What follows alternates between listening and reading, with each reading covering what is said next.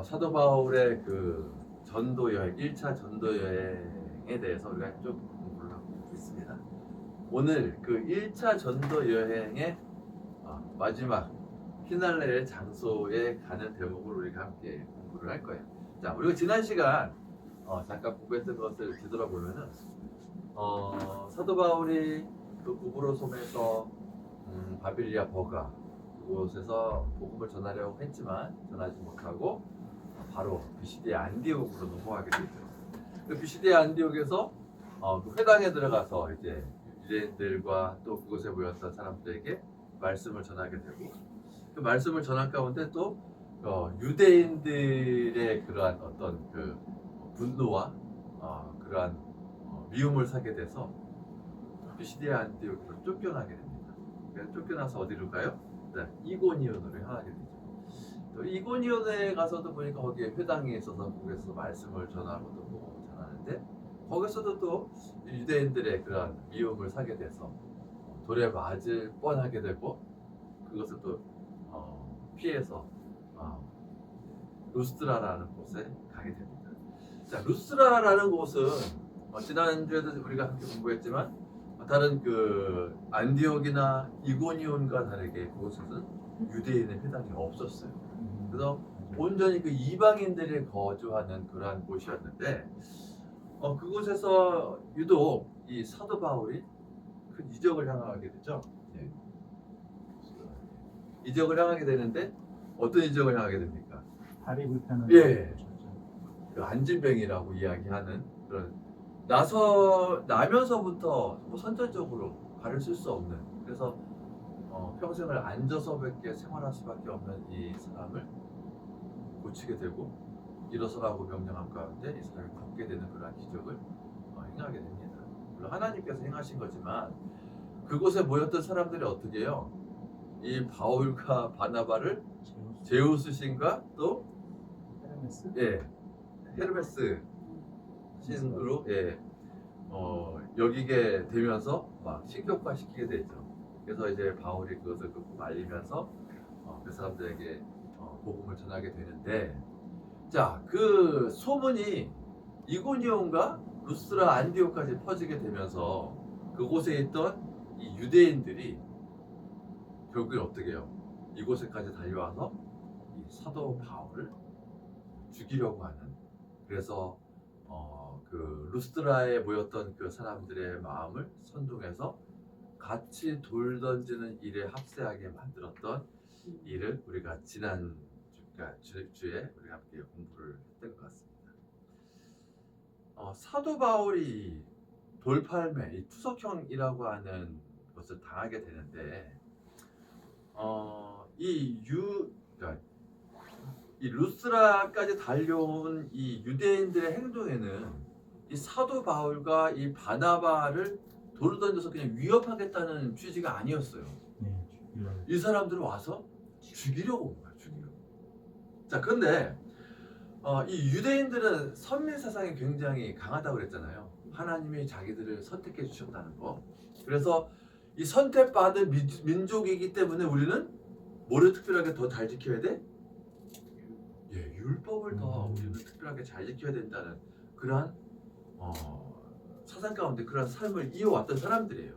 자, 그런데 오늘 이 루스드라에서 행해졌던 이 투석형, 이게 율법을 비춰봤을 때 올바랐을까요? 올바르지 못했을까요? 올바르지 율법의 투석형을 하지 말라는 것은 없어요. 그런데 다만 율법에 어떤 조항이 있냐 하면은 이 투석형을 행할 때는 성 밖에서 행하게 되어 있어요. 그게 율법에 위배되지 않는 행동이에요. 그런데 오늘 이 루스드라까지 달려온 이 유대인들의 행동은 어땠냐면은 얼마나 급한 나머지 이 성 안에서 이 사도 바울에게 돌을 던지는. 그래서 이 투석형은 반드시 성 밖에서 행해졌어야 함에도 불구하고 이 성 안에서 행해졌다는 거. 이것은 굉장히 유대인들 자신들이 지키는 그 율법을 지키지 않는 그런 모습을 그곳에서 보였다는 거죠. 자, 우리가 그런데 좀 이제 그 이후에 보니까 어때요? 그 사도 바울의 그 죽은 그 시신을 성 밖으로 밖에 던졌구나. 던져 버리는 대목이 나오죠. 맞네, 맞네. 예, 우리 사도행전 14장 성경책 여기 있죠? 14장 여기 아무도 안 줬어. 19절 20절 볼 거예요. 사도행전 14장 19절 신약성경 212페이지. 자, 거기 19절 말씀을 보니까 유대인들이 안디옥과 이고니오에서 와서 무리를 충동하니 그들이 돌로 바울을 쳐서 죽은 줄로 알고 시외로 끌어 내치니라 라고 19절에 기록되어 있고, 자 20절 말씀 보니까 제자들이, 여기서 제자들은 이 사도 바울의 복음을 듣고 그 영접한 성도들을 이야기를 합니다. 제자들이 둘러섰을 때에 바울이 어떻게 됐다고요? 일어나 라고 기록이 되어 있습니다. 근데 자, 여기 지금 20절에 나오고 있는 바울이 일어나 라는 이 단어를 우리가 좀 깊이 있게 볼 필요가 있어요. 이 단어를 우리가 히브리어로 보면은 아니스템이라는 단어예요. 이 아니스템이라는 단어는 일어나다라는 동사인데, 이 일어나다라고 하는 이 아니스테미의 이 명사는 부활을 의미합니다. 부활. 그래서 아나스타시스라는 단어예요. 이 부활을 의미하는 이 단어, 이게 또 이제 동사로 쓰일 때는 아나스테미, 일어나다라는 단어인데, 이 단어를 우리가 좀 더 찾아볼게요. 사도행전 13장 33절 34절을 보면, 곧 하나님의 예수를 일으키사, 이 일으키사가 아니스템입니다. 일으키사 우리의 자녀들에게 이 약속을 이루게 하셨다 함이라. 시편 둘째 편에 기록한 바와 같이 너는 내 아들이라 오늘 너를 낳았다 하셨고, 34절이에요. 또 하나님께서 죽은 자 가운데서 그를 일으키사, 이 일으키사 아니스템이라는 단어입니다. 일으키사 다시 썩음을 당하지 않게 하실 것을 가르쳐 이르시되 내가 다윗의 기록하고 거룩하고 미쁜 은사를 너희에게 주리라 하셨으며 라는 이 여기 안에 등장했던 이 두 단어가 지금 바울이 일어나라는 단어에 쓰였던 동일한 단어라는 것을 우리가 좀 기억했으면 좋겠어요. 그리고 14장 10절 바울이 기적을 일으켰을 때 쓴 단어예요. 큰 소리로 이르되 네 발로 바로 일어서라. 이 단어도 역시 동일한 단어입니다. 자, 여기서 네 발로 일어서라. 이 지금 안진뱅이가 선천적으로 걷지 못하는, 발을 쓰지 못하는, 어떻게 보면은 나면서부터 죽은 하반신의 조직을 가지고 살아가는 이 사람을 가리켜서 일어나라고 명령하는 대목이 바로 오늘 10절 네 발로 일어서라 라고 하는 대목입니다. 그래서 우리가 이 단어를 보면은 이 사도 바울이 지금 20절에서 제자들에 둘러싸였을 때 사도 바울이 일어나라는 것은 하나님께서 전적으로 이 사도 바울을 치유해 주시고, 그 치유함 가운데 사도 바울이 어떻게 보면 죽음 가운데 일어나는 그런 모습을 우리가 상기해서 볼 수 있는 대목이라는 것을 우리가 좀 봐야 할 것 같아요. 봐요. 이 투석형이라는 게 제가 예전에도 한번 여러분들에게 말씀을 계속 드렸는데, 그냥 작은 돌 던지는 거 아니야. 맞아요. 여러분 한 요만한 돌만 우리 머리에 맞으면 굉장히 고통스러워합니다. 그런데 제가 예전에 그 아프가니스탄에서 얼마 안 됐어요. 한 10년도 안 됐을 거예요. 그곳에서 행해지는 그 투석형의 장면을 제가 유튜브를 통해서 봤거든요. 이만한 돌을 던져. 바위 같은 네. 거. 바위. 그리고 한 요만한 돌을 맞았을 때만 해도 사람이 이렇게 이제 두 번을 쓰고 움직이는 모습을 보였는데, 이만한 돌을 맞으니까 미동이 없어. 사도 바울 미동이 없었기 때문에 성 밖에 집어 던질 거예요. 그리고 그렇게 맞았는데 네. 일어나가지고 다음날 또 딴 데 가는 말이 네, 안 지금 되잖아요. 제가 이제 그 이어서 할 건데. 말이 안 되게. 자, 하나님의 어떤 전적인 그 치유하심과 물론 성도들이 밤새 어떤 옆에서 그런 어떤 치유하는 데 있어서 뭐 상처나는 곳을 뭐 이렇게 약도 발라주고 했겠죠. 그러나 가운데 바울이 일어설 수 있었고 오늘 제목이 복귀예요. 복귀이면서 사도 바울이 되돌아간 이유에 대해서 우리가 좀 중점적으로 좀 살펴볼 건데 첫 번째 사도 바울이 되돌아간 이유 그걸 우리가 좀 볼 거예요. 자 14장 20절 말씀 보니까 제자들이 둘러섰을 때 바울이 일어나 그 뒤에 보니까 그 성에 들어갔다가 라고 기록을 하고 있습니다. 그 성에 들어갔다는 그 성 여기가 어느 성일까요? 루스드라예요. 자, 이 루스드라는 자신을 향해서 돌을 던지는 사람들이 있었던 곳이고 또 그 사람들 여러분 루스드라 성 사람들이 원래부터 사도 바울 이 일행에게 반감을 가지고 있었나요? 아니죠. 아니에요. 처음에 이 사람들은 이 사도 바울 일행을 신곡하면서도 제사까지 드리려고 했던 그런 사람들이었거든요. 그런데 그 이고니온과 안디옥에서 온 그 유대인들의 그런 선동에 휘말려서 돌을 집어든 사람들이에요. 그래서 이 루스드라 성 안에는 사도 바울을 향해서 돌을 던진 사람들보다 그 장면을 목격하고 주변에서 지켜봤던 사람들이 더 많았다는 사실이에요.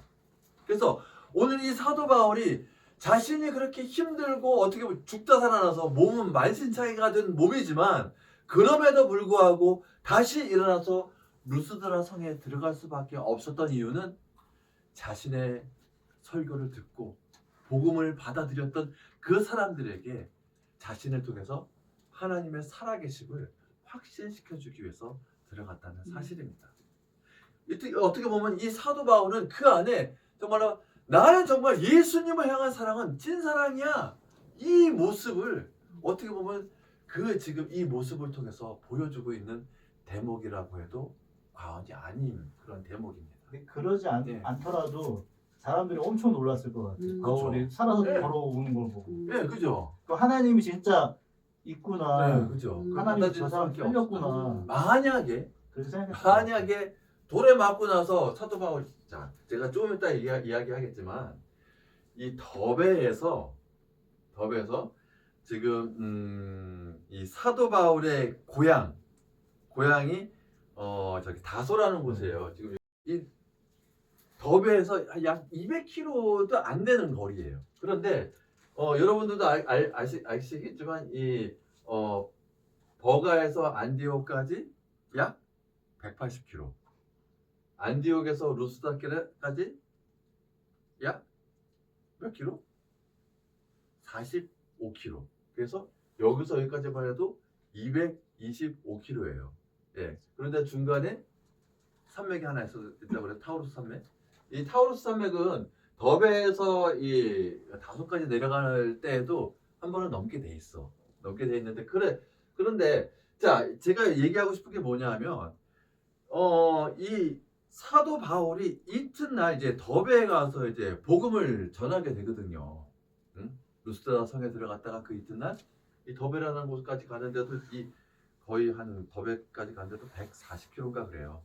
굉장히 좀 먼 거리예요. 한 5일 길을 가야 되는 거리인데 그럼에도 불구하고 만시창이가 된 몸을 가지고 또 더베에 가서 복음을 전해. 그곳에서도 보니까 성경에 보니까 많은 사람들이 복음을 듣고 예수 그리스도를 영접했다고 기록이 되어 있거든요. 자, 이 더베가 어떻게 보면은 사도 바울이 1차 전도 여행을 시작하고 저거 계획을 짜면서 마지막 지역이 이 더베예요. 더베. 자, 내 몸은 만신창이에요. 예? 조금만 내려가면 다소는 또 자기가 자랐던 고향이에요. 사도 바울의 고향. 그 고향에서 배를 타고 안디옥을 가면은 쉽게 갈 수 있는데 오늘 제가 제목이 복귀라고 설명하면서 사도 바울이 되돌아간 이유, 유턴한 이유예요. 유턴이라는 것은 왔던 길을 되돌아가는 거잖아요. 오늘 사도 바울이 다시 되돌아가요. 자신들에게 돌을 줬던 그 유대인들을 있는 그 지방들을 다 거쳐서 갑니다. 왜 이 사도 바울은 그러한 선택을 했을까요? 왜? 자, 안디옥에서도 회당에 있어서 거기서 이제 복음을 전하고 예, 아. 쫓겨났어요. 또 이고니온에서도 회당에 들어가서 복음을 전하다가 또 쫓겨났어요. 뭐 도망가다시피 나와서 루스라 가서 그런 진짜 막 죽음의 고비도 넘겼어요. 그런데 사도 바울이 더베까지 갔다가 다시 거쳐서 안디옥을 가게 돼요. 왜 그렇게 그런 선택을 했을까요? 복음을 전할 때 그 믿고 그런 사람들이 있을 거 아니에요. 그렇죠. 그런 사람들 한 번 더 예, 마음을 맞습니다. 다지기 위해서. 자, 맞아요. 안디옥에서도 이고니온에서도 복음을 전했잖아요. 거기에 복음 받아들인 사람들이 많았어요. 그런데 이 사도 바울의 맨 마지막의 모습은 어땠나요? 이 자기네 고향에서 쫓겨나갔잖아요. 돌에 맞을 뻔하고 귀신 같잖아요. 그들의 기억 속에서는 이 복음을 전했던 사람이 도망가 버렸네? 이런 기억이 남아 있는 것을 오늘 이 사도 바울은 다시 그들에게 가서 내가 다시금 살아있고 내가 비겁하게 유대인들의 그런 돌 던짐 때문에 무서워서 도망갔던 것이 아니다. 나는 당신들에게 이곳에 온 것은 복음을 전하기 위해서 왔고 다시금 이곳에 온 것은 여러분들의 그 믿음을 더욱더 굳건히 하기 위해서 왔다고 성경은 기록을 하고 있습니다. 자, 성경 말씀 한번 볼게요. 자, 사도행전 14장 22절 말씀이에요. 21절부터 보겠습니다. 자, 복음을 그 성에서 전하여 많은 사람을 제자로 삼고 루스드라와 이고니온과 안디옥으로 돌아가서 제자들의 이 성도들이에요. 제자들의 마음을 굳게 하여 이 믿음에 머물러 있으라 권면하기 위해서 간 거예요. 네? 권하고 또 우리가 하나님 나라에 들어가려면 많은 환난을 겪어야 할 것이라고 그들에게 알려주기 위해서 들어간 겁니다. 예. 우리가 예수 그리스도 지금도 우리가 교회 다니고 또 뭐 예수님 믿는다고 하면 세상 사람들이 뭐 좋게 보는 사람들도 있지만 괜히 시비 걸고 괜히 막 조금 그들이 얄팍한 지식으로 기독교를 막 비방하고 모욕하는 사례들을 우리가 삶 속에서 많이 겪게 되잖아요. 이게 어떻게 보면 이 시대는 지금보다 더 해요. 목숨을 걸 수밖에 없는, 예수 믿으려면 목숨 걸고 믿을 수밖에 없는. 우리가 지난번 교회의 그 역사 그 시간을 통해서 우리 잠깐 말씀을 드렸지만 예수님이 돌아가신 이후 약 400년 동안 예수 믿는 사람들 어떻게 떳떳하게 우리 예배 드릴 수 있었어요? 없었단 말이에요. 그래서 어디 들어가서 땅속에 들어가서 예배 드릴 수밖에 없었어요. 그만큼 그들은 그들의 신앙을 지키기 위해서 노력했던 모습이거든요. 오늘 사도 바울의 이러한 모습들이 어떻게 보면 초기 기독교인들에게 그런 아주 강한 신앙심을 갖게 했던 대목이라고 말할 수 있을 거라고 봅니다. 자, 그리고 이 사도 바울이 되돌아갈 수밖에 없는 이유 또 하나는 뭐냐면은 사실 이 사도 바울이 처음에 이 안디옥에서 출발해서 이 구브로 섬에 들어갔을 때 바보에서 그 마술사를 굉장히 꾸짖고 했던 모습 기억하시죠? 그러면서 이 바보 그 구브로 섬에 들어갈 때만 해도 그 전도팀의 리더가 누구였어요? 바나바였단 말이에요. 그리고 바울이 같이 따라가는 저거였고. 그런데 여기서 보니까 바울이 막 그 마술사를 꾸짖고 하는 모습이 있고 또 이때만 해도 함께 또 따라간 수행원이 있었다 그랬죠. 누구? 마가 요한. 예. 마가 요한은 이 바나바의 조카예요. 예. 근데 지금 여기서 그런 일들이 있고 버가로 넘어가게 되는데 그때부터는 이제 사도 바울이 어떤 전도 여행에서 총체적인 역할을 이끌어가야 하는 그런 책임을 갖고 이제 계획도 세우고 갔을 거란 말이에요. 그런데 이 버가에 이제 여기 내리자마자 어떻게 해요? 수행원으로 따라갔던 마가 요한이 돌아가 버리고 또 이 버가에서 원치 않게 또 이 사도 바울이 풍토병으로 인해서 고생을 하게 되는, 굉장히 어떻게 보면은 계획을 세웠지만 그 계획이 한순간에 다 그냥 막 뒤죽박죽 꿰어버리는 그러한 일이 발생하게 돼서 이 버가에서 복음을 전하지 못하고 바로 안디옥으로 넘어가서 우리가 지난 시간에 함께 공부했던 것 같아요. 오늘 이 사도 바울이 되돌아갈 수밖에 없는 두 번째 이유는 뭐냐 하면은 이 버가에서 다시금 복음을 전하기 위해서예요. 그게 어떤 뭐라 그럴까, 그 전도 여행 계획에 있어서 그 계획을 모두 이수하기 위해서 다시금 버가를 가기 위해서 돌아갈 수밖에 없었다. 우리가 좀 함께 좀 기억을 했으면 좋겠습니다. 그래서 뒤에 말씀을 보니까 그 버가에서 말씀을 전하고 아탈리아로 향하는데, 이 아탈리아는 지금 튀르키예의 안탈리아라는 지방이에요. 도시예요. 그래서 그곳에서 이제 배를 타고 안디옥으로 복귀를 하게 됩니다. 자, 안디옥에 도착한 이 바울과 바나바는 이제 교회를 모은다는 대목이 있어요. 거기 보니까 27절 말씀이에요. 14장 27절 말씀 보니까 그들이 이르러 교회를 모아 하나님이 함께 하신 모든 일과 이방인들에게 믿음의 문을 여신 것을 보고하고 라고 기록이 되어 있습니다. 자, 이 대목이 뭐냐면 이 바나바와 바울이 그 전도 여행에 있었던 모든 일들을 이 안디옥 교회의 성도들에게 어떻게 보면 보고하는 장면이에요. 그래서 성도들을 다 모아가지고 이제 이곳에서 다 있었을 때 어떠한 일들이 있었고 이곳에서는 하나님이 어떠한 이적으로 우리에게 나타나셔서 그들에게 복음을 증거하는 데 있어서 굉장히 우리에게 도움을 주셨고, 근데 그런 모든 것들을 이 안디옥 교회 그 교인들에게 이제 함께 그 전도 사역을 보고하는 대목이 지금 27절에 말씀하고 있는 대목이에요. 저는 27절 말씀 이 뒤에 보니까 28절 말씀인데, 이 28절 말씀 어제 보면서 한편으로는 굉장히 가슴이 뭉클하기도 하고, 이 사도 바울이라는 분은 참 대단한 분이셨구나라는 그러한 것을 떠올렸거든요. 이 제자들과 함께 오래 있으니라 라고 하면서 14장은 마무리가 돼요. 그러면서 1차 전도 여행에 대한 이야기가 마무리가 됩니다. 여러분, 이 제자들과 성도들과 함께 오래 있으니라, 이 대목을 보면서 여러분은 어떤 느낌이 드시나요? 이 성도들과 함께 그 하나님이 함께 하셨던 그 기쁨, 그 감동을 함께 오래 같이 공감하고 나눈다는 의미가 지금 이 말씀이거든요. 예? 제자들과 함께 오래 있으니라. 그 감동의 기쁨이 얼마나 그 성도들과 함께 오래 있었으면, 이 누가가 봤을 때, 이거 누가가 기록한 거잖아요. 누가가 봤을 때, 정말 제자들과 함께 오래 그 감동을 나누었구나 하는 그런 모습에서 이 짤막한 한 구절로 표현했을까, 이런 생각이 들더라고요. 이렇게 해서 우리가 지금까지 사도 바울의 1차 전도 여행, 약 AD 45년경에 거의 학자들에 의하면 1년 내지 2년 동안에 걸쳐서 이 여행이 이루어졌다고 합니다.